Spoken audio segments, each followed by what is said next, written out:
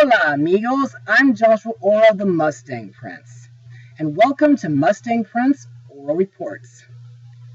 Well folks, today we're going to go on a dangerous journey into the South American jungles to look into a new movie based on another Nickelodeon show that I used to watch during my childhood, Dora the Explorer. Created by Chris Gifford, Valerie Walsh Valdez, and Eric Weiner, the show ran for about 8 seasons from June 12, 1999 to August 9, 2019. The show centers around a 7-year-old Latina girl named Dora, who loves embarking on quests related to an activity that she wants to partake of or a place that she wants to go to, accompanied by her talking purple backpack, a map, and her anthropomorphic monkey friend named Boots. Each episode is based around a series of events that occur along the way during Dora's travels, along with obstacles that she and Boots are forced to overcome or puzzles that they have to solve, with assistance from the viewers, relating to riddles along with the Spanish language or counting. Common rituals may involve Dora's encounters with the sneaky Swiper the Fox.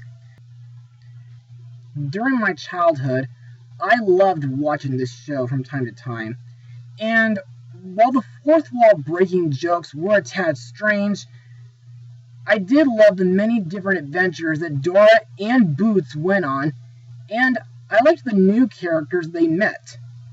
Sadly, as I got older, I stopped watching the show, so I don't think I've seen any episodes from 2005 onwards.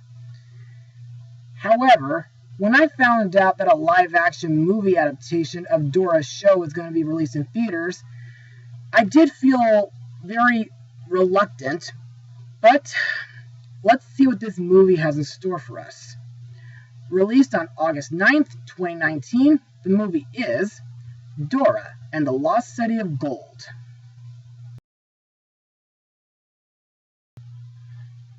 So, let's get started. Having spent most of her life exploring the jungle, nothing could prepare Dora for her most dangerous adventure yet: high school. Accompanied by a ragtag group of teenagers and Boots the monkey, Dora embarks on a quest to save her parents while trying to solve the seemingly impossible mystery behind a lost Incan civilization. So, what do I personally think of the movie? Well, this movie was a lot of fun and a great return to childhood. But let's move on to Mustang notes. On October 24, 2017, a deal was struck for a live-action version of this popular TV series to be made, with James Bobin directing. Nicholas Stoller and Danielle Sanchez-Witzer were hired to pen the script, with Michael Bay's Platinum Dunes producing, though Bay himself would not be involved with the production. However, in August 2018, fortunately, Bay revealed that he and Platinum Dunes partners were never involved with the movie, and that the report, which was first known back in October 2017, was false. Thank God.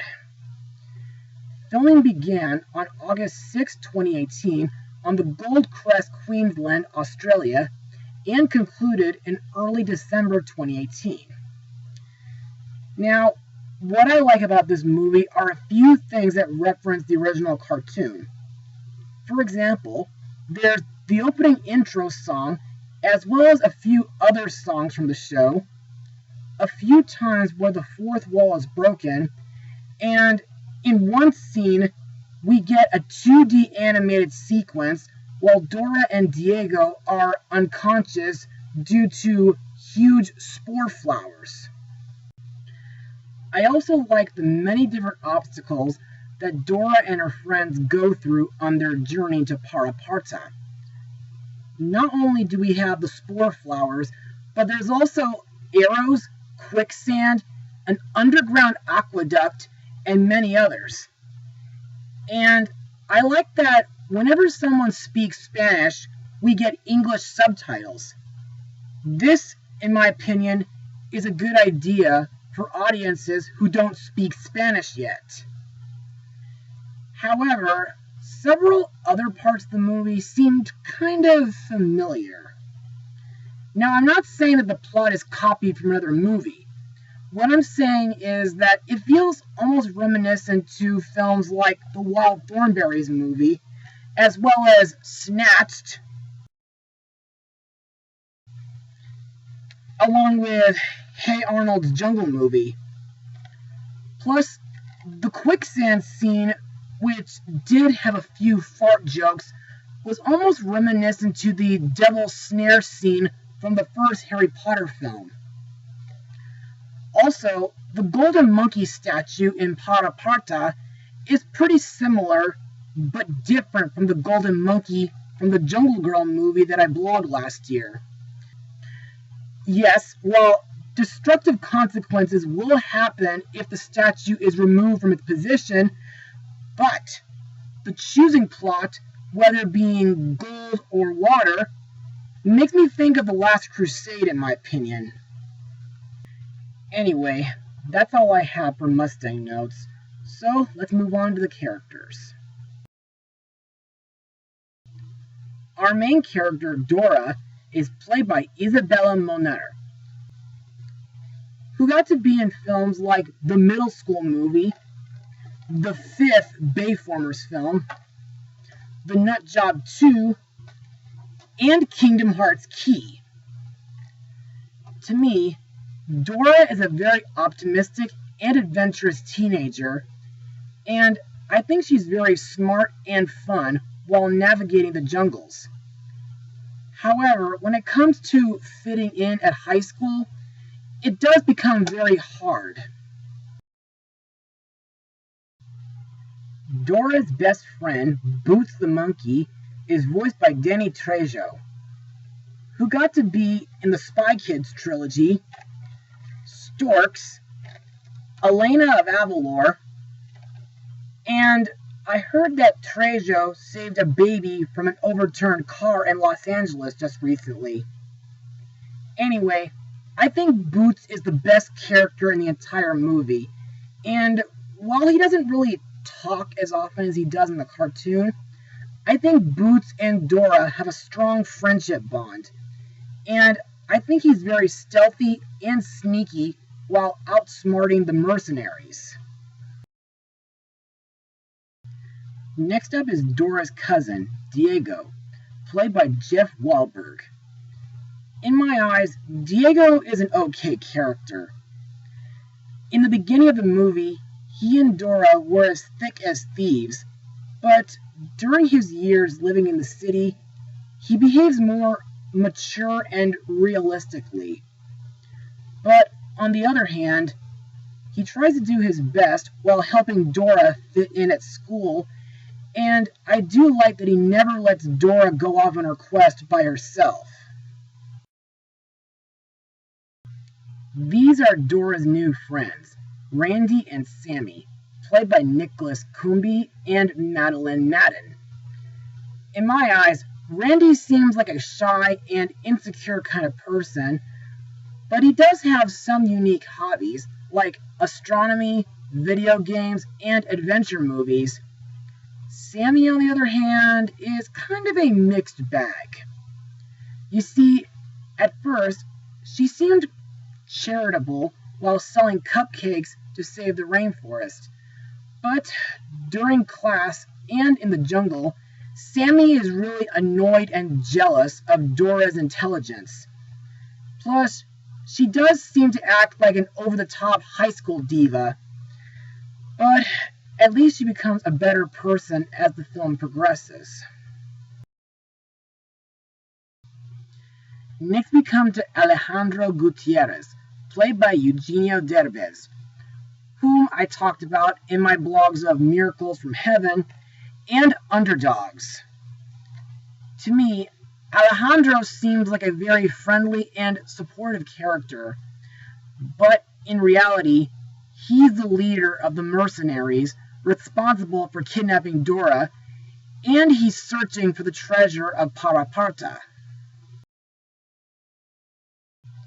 Next we have Swiper the Fox, voiced by Tanelier Tavan, the collector himself, Benicio del Toro, who has also been in Star Wars Episode 8 and the Little Prince movie. Now, Swiper is still the same sneaky and mischievous fox that we know from the cartoon. However, in this movie, he's working with Alejandro's mercenaries trying to find Paraparta and the hidden Incan treasure. Finally, we come to Dora's parents, Cole and Elena, played by Michael Pena and Eva Longoria. To me, they're equally as skilled explorers as their daughter. However, sometimes they can be a tad overprotective and concerned for Dora's safety. And now let's move on to my final words. Overall, Dora and the Lost City of Gold is a really fun movie. Not only does it bring back memories from the original cartoon, but the casting is absolutely terrific when it comes to actors like Isabella Moner and Jeff Wahlberg. Dora's new friends are decent, though Sammy doesn't really start out so great. The scenery in the South American jungles is very epic and thrilling, and above all, this whole movie is a really amazing adventure if you ever grew up with Dora like I did. And I just hope someday, if I have kids in my future, I might be able to show them not only this movie, but the original animated series as well, for both are equally as enjoyable. As for my final rating, I give Dora and the Lost City of Gold an 89% out of 100. Well, that's all for now, amigos. Be sure to tune in for my next blog, where I'll be attending a very special music festival at Swan Lake. Mustang Power!